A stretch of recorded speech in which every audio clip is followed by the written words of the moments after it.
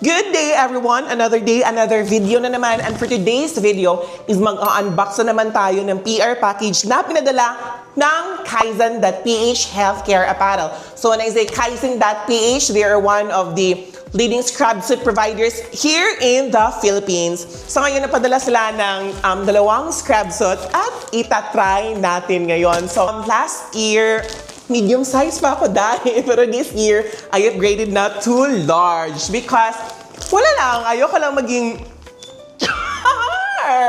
alam mo yun, gusto ko yung parang makakatakbo ako, makakatwerk ako, ganon. Tapos alam mo yun, when it comes to delivering service to your patient, parang dapat comfortable ka. So okay, so ayun, nag-upgrade na ako to large. And alam mo yun, talagang nagustuhan ko yung quality na mga scrub suits nila. Like, I already have mga 15 siguro na mga pairs of scrub suits from Kaizen. At ngayon, I am so happy kasi nagpadala sila ng dalawang scrub suit. But so much for that, ito try natin yung first scrub suit nila, okay? So this is in brown color. Let us see. Pants. And then, ito po yung top. So, ito yung scrub suit nila. O, diba? Napakaganda ng Chinese collar style nila, Dai. Pak! Diba? Dai, so pretty! Lagi na umaawit, maawit mula kusina hanggang sa sala.